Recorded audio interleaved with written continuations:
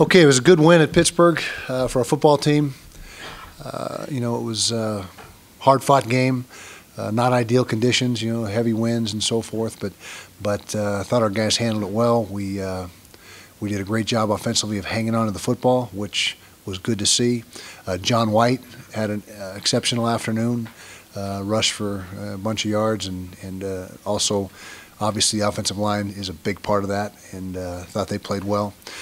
Coleman Peterson was a factor in the game as well. 4 field goals and 2 PATs, so he had a big game.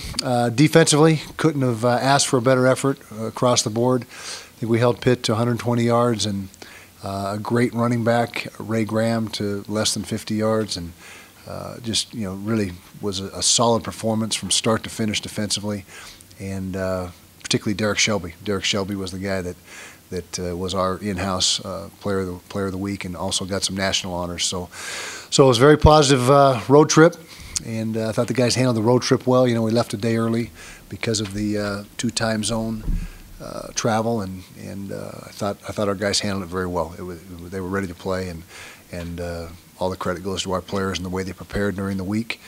And that was the result of their hard work and preparation was the victory. Moving on to Cal Berkeley, we're back into conference play the rest of the way now with no breaks.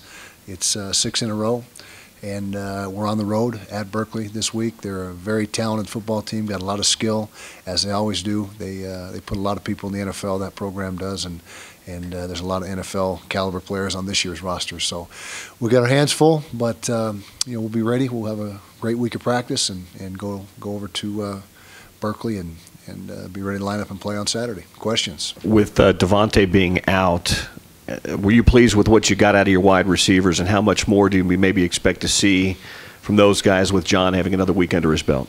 Yeah, I think they did a good job. Drez Anderson, Luke Matthews, Reggie Dunn, and Kenneth Scott are the featured guys with Devontae on the shelf. We didn't throw the ball a whole bunch. I mean, the winds were blowing pretty strong. It's tough to throw in a strong wind. Both teams had trouble throwing the football, but relative to the conditions and what we asked them to do, and I also thought they blocked well. And it's a crew that has got a lot of upside. Drez is just a freshman, as is Scotty, and Luke and Reggie are both juniors.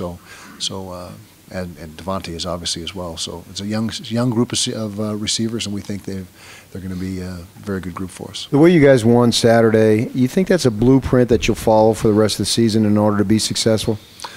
Well, it could be. We'll find out. Like I said, the wind was pretty stiff, and so we got to throw the ball better down the road, and we expect to. But I think so far this season, through 50% of the season, we're halfway through. The defense has proven to be a strong suit, and one thing that needs to change. We didn't play good on special teams last week, and that was something that is a rarity for us. We're usually very good on special teams, and so I think part of it could be a blueprint for things to come. But we still have things that were deficient, the special teams being one and the throw game being another. Cal, now that you're halfway through, have you learned anything about this team that you didn't know back in August?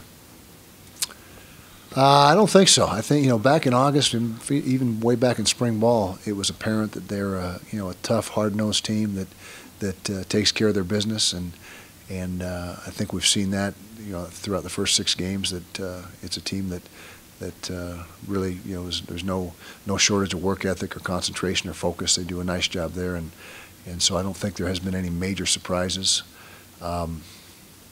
So I would say probably not. You mentioned the offensive line played really well in the run game, but there were some struggles in pass protection. You had a chance to look at that on film and find out why? Yeah, we gave up 7 sacks, which is a boatload. I mean, that's too many sacks. Now, the offensive line was only responsible for 3 of those.